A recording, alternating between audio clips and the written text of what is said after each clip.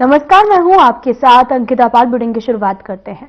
मुख्यमंत्री पुष्कर सिंह धामी ने बीते मंगलवार देर शाम को आपको बताते चले कि आईएसबीटी स्थित रैन बसेरों का औचक निरीक्षण किया और इसी के साथ में सीएम धामी ने बेसहारा और बेघर लोगों, मलिन बस्तियों में रहने वालों लोगों को भी सर्दी से बचाव के लिए कंबल वितरित किए हैं। वहीं मुख्यमंत्री ने भी कहा कि राज्य सरकार की प्राथमिकता है कि राज्य में कोई भी व्यक्ति सर्दी की चपेट में न आए।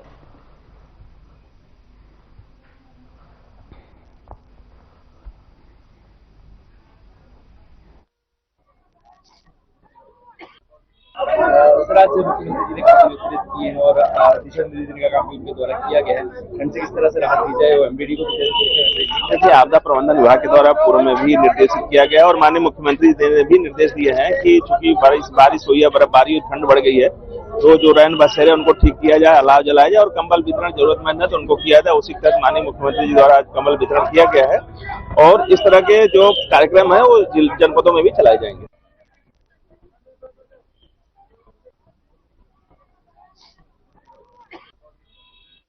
प्रदेश में एक बार फिर से भयानक सड़क हादसा होने को मिला है, जहां पर आपको बताते चले कि मसूरी में बीती देर शाम एक टैंकर अनियंत्रित हो गया है, जिसकी चपेट में आने से एक कार और एक मोटर बाइक आ गई है, जो बुरी तरीके से क्षतिग्रस्त हो गई।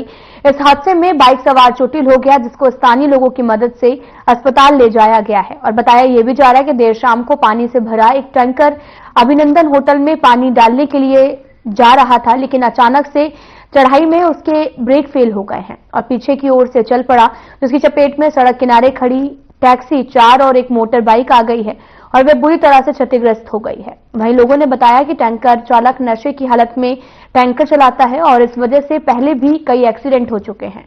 वहीं मौके पर पुलिस और घटना की जांच शुरू कर दी गई है। तो वहीं पुलिस ने भी बताया कि टैंकर के ब्रेक नहीं लगने के कारण टैंकर चढ़ाई से पीछे की ओर खिसक गया और पीछे खड़ी टैक्सी और मोटर बाइक चपेट में आ गई है।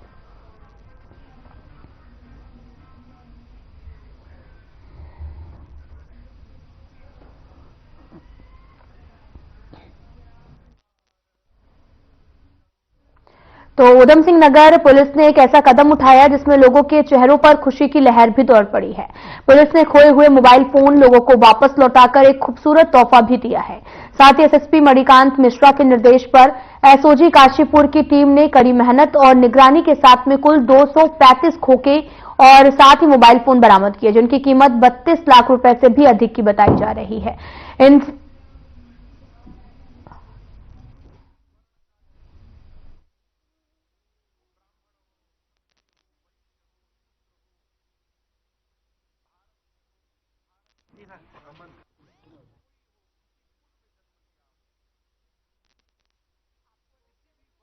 तो 35 खोखे बरामद किए गए, जिनकी कीमत 32 लाख रुपए से अधिक बताई जा रही। इन खोखों को उत्तराखंड और उत्तर प्रदेश, दिल्ली और अन्य राज्यों से बरामद किया गया है।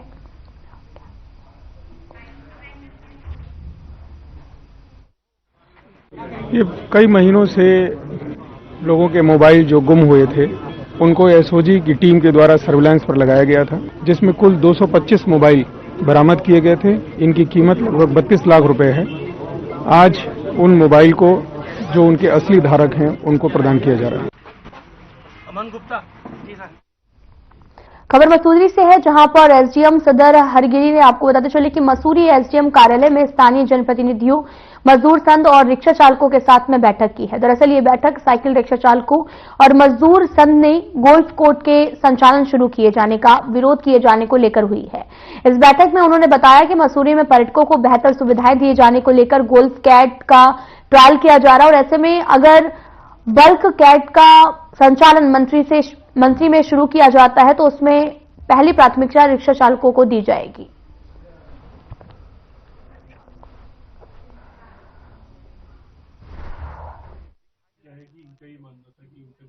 भाइयों से मैं निवेदन करता हूं कि आज तक आप लोगों से सवाल पूछ रहे हैं। आज मैं आपसे सवाल पूछना चाहता हूं कि इस देश का प्रधानमंत्री कौन, भारत में सरकार किसकी, बांग्लादेश को जवाब कौन देगा, हिंदुओं को कौन बचाएगा।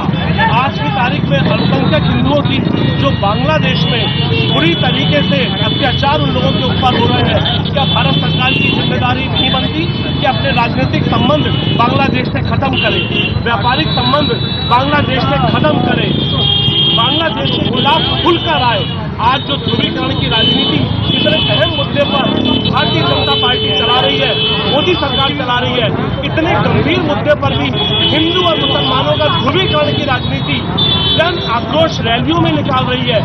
इस पर जो पुराने रिक्शे वाले हैं उनका थोड़ा विरोध था और कुछ शंकाएं थी, तो आज उनके साथ बात हुई है और वो लोग भी सहमत हुए हैं और ये तय हुआ कि जो गोल्फ कार्ट जो हम ट्रायल बेस पे चला रहे हैं उसमें आपका भी इन्वॉल्वमेंट हो, क्योंकि वो पुराने हमारे शहर के लोग हैं, पहले से चले आ रहे हैं और इस धंधे से जुड़े हुए हैं, तो उनमें उनका इन्वॉल्वमेंट होगा और जहाँ भी उनकी आवश्यकता होगी, जो भी जिस भी लिहाज से वो एक्सपर्ट होंगे तो उनको उनमें इन्वॉल्व किया जाएगा, उनको वरीयता दी जाएगी। वही गोल्फ कार्ट की ये ट्रायल है। शुरुआत में कुछ गोल्फ कार्ट आ रहे हैं जिसमें उनका इन्वॉल्वमेंट होगा, भविष्य में गोल्फ कार्ट के स्कोप को देखते हुए कि शहर में उसकी कितनी आवश्यकता है, शहर के लिए कितना बेहतर है, उसको देखते हुए आगे प्लान किया जाएगा।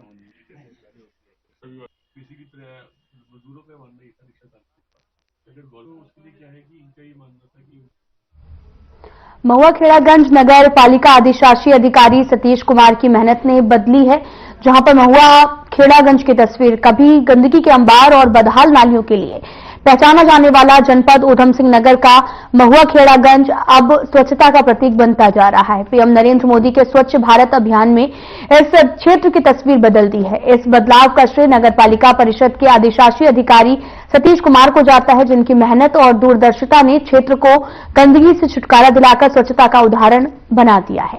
सतीश कुमार का कहना है कि देश के प्रधानमंत्री का सपना है कि हर गांव और शहर स्वच्छ और स्वस्थ रहे।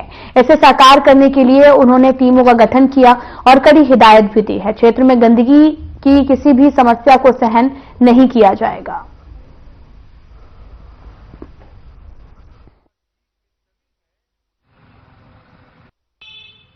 संबंध में बताना चाहूंगा कि जो हमारे देश के प्रधानमंत्री जी श्री नरेंद्र मोदी जी, उनका जो ड्रीम प्रोजेक्ट देश को लेकर ये रहा कि हमारा देश एक स्वच्छ, एक सुंदर, एक साफ सुथरा बना रहे। इसके संबंध में हमारे राज्य में भी हमारे माननीय मुख्यमंत्री जी के द्वारा भी समय समय पर समीक्षा ली जाती है और समय समय पर आदेश पारित किए जाते हैं कि हमारे अपने राज्य से किसी भी तरह की गंदगी को ना पनपना दिया जाए। और इस संबंध में हमारे पालिका द्वारा मेरे कर्मचारियों द्वारा इसका संकल्प लिया गया है कि हम अपने मुख्यालय या अपने नगर पालिका को स्वच्छ बनाने के इसमें हमारे तीनों टाइम सफाई व्यवस्था दुरुस्त की जाती है, जिसमें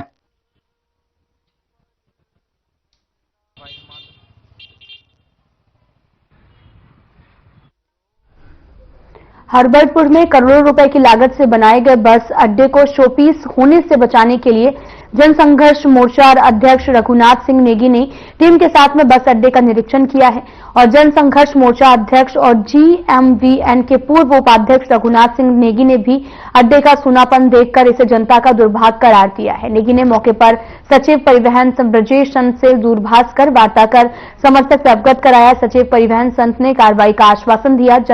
संघर्ष मोर्चा अध्यक्ष रघुनाथ सिंह नेगी ने कहा कि बस अड्डे से बसों का संचालन न होने की वजह से इसके बनाने का मकसद लगभग खत्म हो गया है।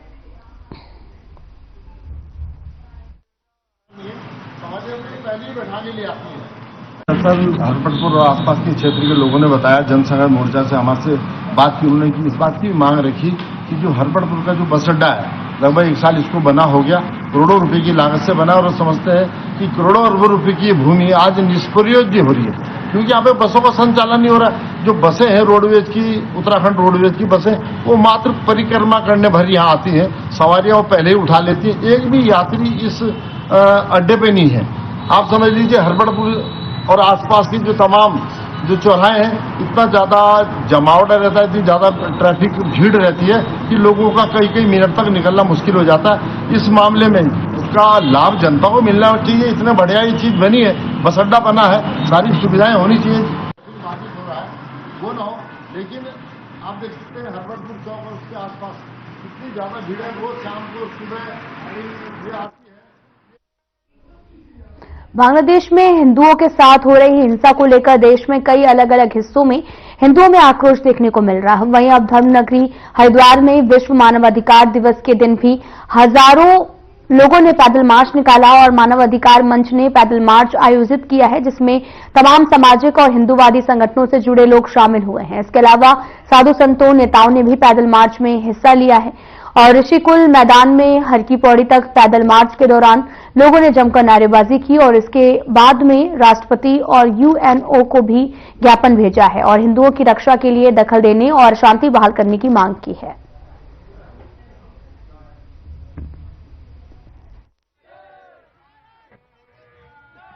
तो वहाँ के जो सेना के कार्यवाहक मुखिया है मोहम्मद यूनुस, जिसको शांति नोबेल पुरस्कार मिला है, वो शांति नोबेल उसका वापस लिया जाए और वहाँ पर हिंदुओं पर हो रहे अत्याचार के विरुद्ध ये आज एक आवाज यहाँ पर उठी है। सारी बातें यूएनओ को ज्ञापन के माध्यम से भेजी जा रही है। यूएनओ वहाँ पर इंटरफेरेंस करे। हिंदू बहन बेटियों का जो अस्तित्व का सवाल है हिंदू समाज की, सभी हिंदू संगठन, सामाजिक और धार्मिक संगठन आए हैं। उन्होंने अपने आक्रोश के द्वारा ये भारत सरकार से आग्रह किया है कि बिना विलंब करे बांग्लादेश को भारत में मिला लिया जाए और वहां बांग्लादेश में जो हिंदुओं के साथ अत्याचार हो रहा है उसे तत्काल रोका जाए। और यहाँ सभी की मांग के यूनिस नाम की कोई सरकार नहीं है और सरकार को समाप्त किया जाए। और मैं तो यहाँ तक कहूँगा यूनिस को भी तत्काल जो है किसी जेल में डाला जाए और वहां पर नई सरकार गठन की जाए और उसको भारत में मिलाया जाए। वहां को बांग्लादेश को एक भारत का स्टेट घोषित किया जाए।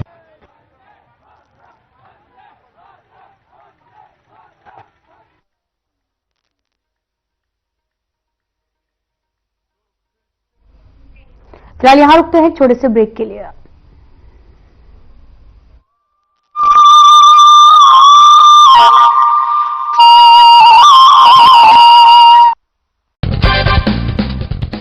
नमस्कार दोस्तों, आजकल नई दिल्ली में रानी झांसी रोड पर लगी रानी लक्ष्मीबाई की मूर्ति की शिफ्टिंग की खबर सुर्खियों में है। दरअसल झंडेवाला चौराहे पर ट्रैफिक सिस्टम को स्मूथ करने के लिए इस मूर्ति को शाही ईदगाह के पास डीडीए पार्क में शिफ्ट किया गया है। लेकिन हैरानी की बात यह है कि ईदगाह मैनेजमेंट ने इसका विरोध किया। यह देखकर साहिर लुधियानवी का एक शेर याद आ गया। क्या मोल लग रहा है शहीदों के खून का, मरते थे जिन पे हम वो सजा याब क्या हुए। हालांकि मुस्लिम समाज के बेतुके विरोध को देखते हुए पुलिस फोर्स के साथ संगीनों के साए में मूर्ति को डीडीए पार्क में शिफ्ट कर दिया गया है। लेकिन ईदगाह मैनेजमेंट ने इसके खिलाफ हाई कोर्ट की पहले सिंगल बेंच में और फिर डबल बेंच में अपील की। यहां उसे हार का सामना करना पड़ा। डिवीजन बेंच ने फटकार लगाते हुए यहां तक कहा कि झांसी की रानी लक्ष्मीबाई राष्ट्रीय हीरो हैं, उनको धार्मिक रूप नहीं देना चाहिए, वो सभी धार्मिक सीमाओं के परे हैं। आप इसको धार्मिक रंग देने की कोशिश कर रहे हैं, आप सांप्रदायिक राजनीति कर रहे हैं और वो भी कोर्ट का इस्तेमाल करके। ये दुर्भाग्यपूर्ण है। दोस्तों, हमारा ऑफिस रानी झांसी रोड पर ही है, इसलिए मैं हर रोज मूर्ति की शिफ्टिंग के अरेंजमेंट पर लगातार नजर रख रहा था। इस पूरे इंसिडेंट को देखते हुए मुझे 30 साल पहले का वो किस्सा याद आ गया जब मैं आरएसएस के कार्यक्रम में शामिल होने के लिए हरिद्वार गया था। वहां भारत माता का मंदिर भी है। वहां मेरी मुलाकात मंदिर की स्थापना करने वाले महान संत स्वामी सत्यमित्रानंद गिरी जी महाराज से हुई। मुझे इस बात को बताते हुए गर्व महसूस होता है कि स्वामी सत्यमित्रानंद जी ने ही 2003 में साधना टीवी चैनल का उद्घाटन किया था। उन्होंने मुझे खुद भारत माता मंदिर के दर्शन भी कराए। 8 मंजिला इस मंदिर में पहली मंजिल पर भारत माता की मूर्ति लगी है और दूसरी मंजिल पर वीर स्वतंत्रता सेनानियों की तस्वीरें और मूर्तियां स्थापित की गई हैं। उनका मानना था कि आजादी की लड़ाई में जिन्होंने भी अपने प्राणों की आहुति दी या उसमें जी जान से हिस्सा लिया, वो सभी हमारी देवताओं के समकक्ष हैं। अब आप खुद सोचिए कि एक और हिंदू मंदिर में आजादी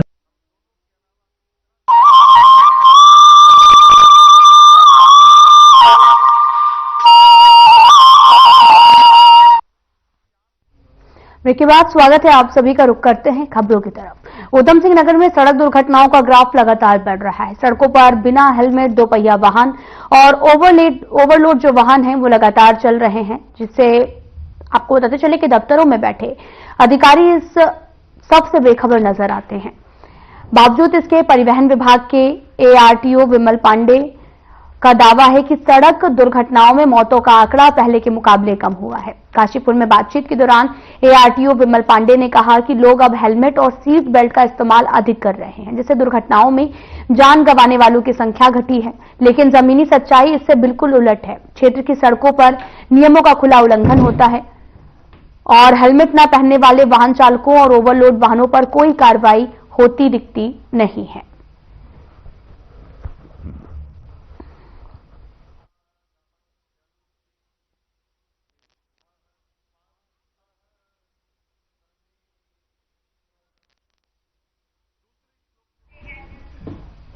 जिले के सभी थाना प्रभारी वरिष्ठ पुलिस अधीक्षक लोकेश्वर सिंह के अनुसार अपने अपने थाना क्षेत्र में ग्राम सुरक्षा समितियों के साथ मिलकर स्थानीय ग्रामीणों को साइबर अपराध और डिजिटल अरेस्ट और साथ ही महिला सुरक्षा के लिए जागरूकता अभियान भी चला रहे हैं, ताकि ऐसे अपराधों पर प्रभावित ढंग से अंकुश लगाया जा सके।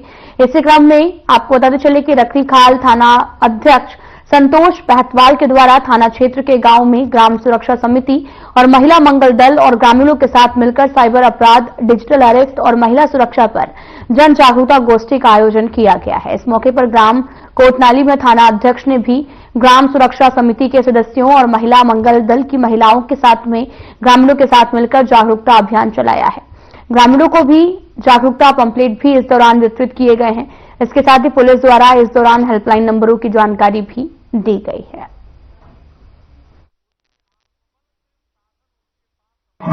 आज हमारे विद्यालय राजकीय इंटर कॉलेज सिरखाल में रिखणीखाल थाना अध्यक्ष महोदय एवं अन्य जो पुलिस कर्मचारी हैं उनके द्वारा साइबर सिक्योरिटी, महिला सुरक्षा, बाल अधिकार से संबंधित महत्वपूर्ण जानकारियां प्रदान की गई और साथ ही आज के समय में, वर्तमान समय में जो डिजिटल के माध्यम से जो साइबर के माध्यम से जो अपराध होते हैं उनसे किस तरीके से बचा जाए।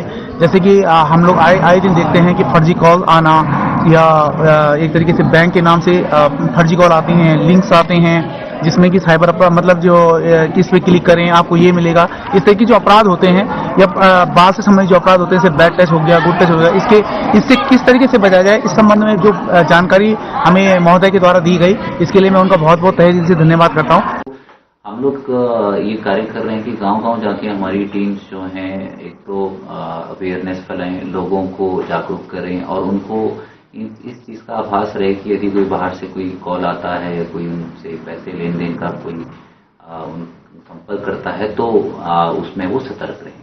दूसरी ओर जनपद में क्योंकि चारों ओर से हमारे बाहरी राज्यों से या बाहरी जिलों से जो भी लोग आते हैं उनके ऊपर भी हम लोग विशेष चेकिंग अभियान चलाते रहते हैं और ताकि कोई बाहर से व्यक्ति आकर कोई यहाँ पर कोई किसी प्रकार का कोई अपराध ना करे और उस अपराध पे हम लोग रोकथाम लगाएं, तो उसके हेतु हमारी चेकिंग भी रेगुलर हो रही है। अपने साइबर के बारे में समझाया और जो अपनी नॉलेज वाली बातें हमारे को समझाई तो हमें उनकी बातों का बड़ा मनन हुआ और हमें अपनी उसमें पूरी जानकारी हुई। एक साहब हमारे गांव में आए, हमारे को अपनी जानकारी हमारे उसमें डाली तो हमें बड़ी खुशी प्रशंसा हुई और हम उनका बहुत बहुत धन्यवाद करते हैं जो हमारे ग्राम सभा के अंदर अपने अमूल्य समय दे करके हमारे गांव में आए। कोटनाली हमारे यहाँ रिखणीखाल थाने से ये लोग आए तो हमें सब चीज़ के लिए बताया, जैसे कि युवा लड़कियों को कैसा बचना चाहिए, गांव के लिए सब कुछ बताया। हमें लड़कों के बारे में सब कुछ ठीक ठाक बताया, हमें बहुत अच्छा लगा।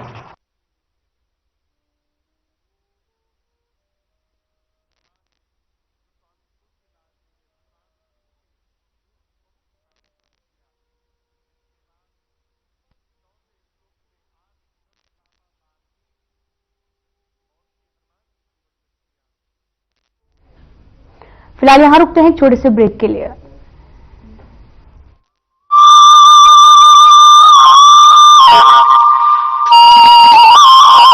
परवानों की देवी देवताओं के बराबर दर्जा देकर उन्हें स्थापित किया गया है और दूसरी तरफ मुस्लिम समुदाय ईदगाह के बाहर रानी लक्ष्मीबाई की मूर्ति लगाने का विरोध कर रहा है।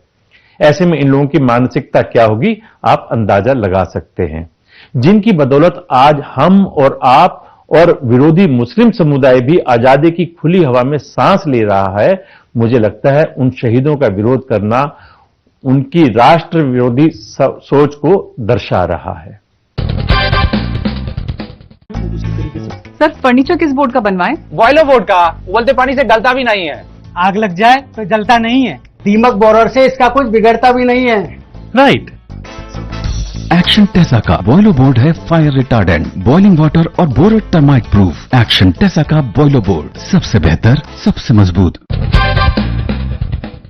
नमस्कार दोस्तों, आज महंगे टमाटर ने भले ही शहरी लोगों की किचन का बजट बिगाड़ दिया, लेकिन टमाटर की इस लाली से सैकड़ों गरीब किसानों के चेहरों पर मुस्कुराहट आ गई है। पुणे के किसान ईश्वर गायकर को मई में टमाटर की कीमतों में भारी गिरावट के कारण बड़ी मात्रा में टमाटर नष्ट करने पड़े थे, लेकिन फिर भी वो असफलता से विचलित नहीं हुए और बिना डरे उन्होंने अपने 12 एकड़ के खेत में टमाटर की खेती करना जारी रखा। अब टमाटर की आसमान छूती कीमतों के बीच किसान गायकर की कड़ी मेहनत ने शानदार परिणाम दिया है। इससे वो करोड़पति बन गए। उन्होंने दावा किया है कि 11 जून से 18 जुलाई के बीच अपनी फसल बेचकर 3 करोड़ रुपए उसने कमाए हैं। इस साल भी 12 एकड़ लगाया और उससे वो 12 एकड़ में मेरा अभी तक 17,000 कैरेट का है और वो कैरेट को 770 से लेके 2311 तक भाव मिला है अभी तक। भगवान के दरबार में देर है लेकिन अंधेर नहीं। गायकर और टमाटर की ये कहानी बिल्कुल वैसी है जैसे एक बार एक किसान की सबसे ज्यादा दूध देने वाली गाय गहरी खाई में गिर गई। उसने लाख कोशिश की लेकिन गाय को खाई से बाहर निकालने में असफल रहा। आखिरकार उसने उसे जिंदा दफनाने का फैसला किया और गाय पर मिट्टी डालनी शुरू कर दी। गाय जैसे ही अपने ऊपर मिट्टी के बोझ को महसूस करती वो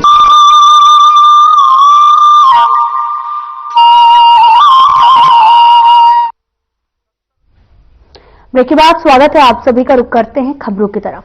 पहाड़ों में हुई बर्फबारी से मैदानी इलाकों में ठंड का प्रकोप बढ़ गया है, वहीं शीतलहर भी चलने लगी है, जिसको देखते हुए नगर पालिका विकास नगर के द्वारा सामुदायिक रैन बसेरे की व्यवस्था भी की गई है और विकास नगर के मंडी चौक, वेदांश चौक, पहाड़ी गली चौक, रामकुमार चौक, डाक पत्थर रोड, तिराहा चौक पर अलाव की व्यवस्था की गई है। वहीं निराश्रित लोगों के लिए यह रैन बसेरे की व्यवस्था की गई है।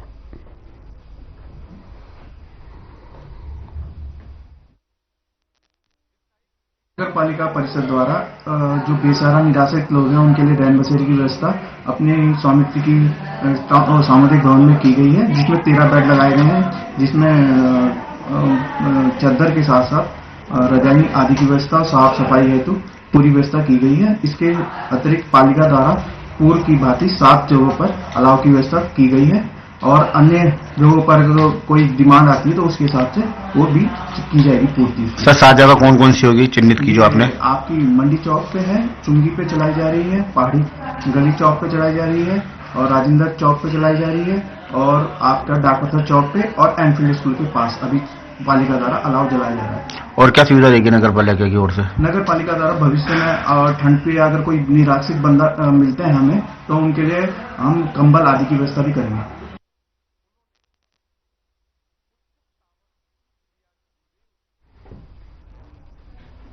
प्रदेश भर में सरकारी अस्पतालों में विशेषज्ञों की कमी लगातार चल रही है, जिस पर स्वास्थ्य विभाग लगातार इस कमी को खत्म करने के प्रयास में जुटा हुआ है। इस बात पर चिकित्सक स्वास्थ्य विभाग की निर्देशक डॉक्टर सुनीता टमटा ने कहा कि प्रदेश भर में अभी तक केवल 47% विशेषज्ञों को तैनात किया गया है और 53% पद खाली है, जिस पर हम लगातार कवायद कर रहे हैं। साथ ही उन्होंने ये भी कहा कि पहाड़ी क्षेत्रों के लिए NHM द्वारा इंटरव्यू भी कराए जा रहे हैं।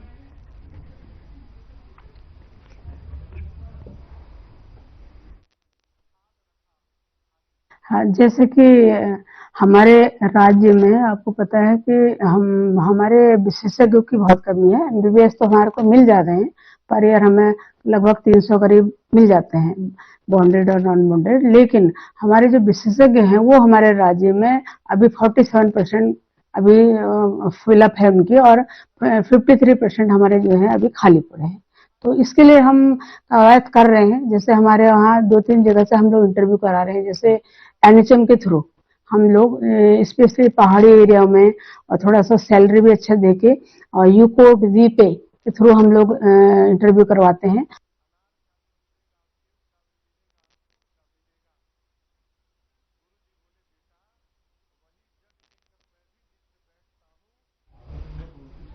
फिलहाल थोड़े में इतना ही। नमस्कार।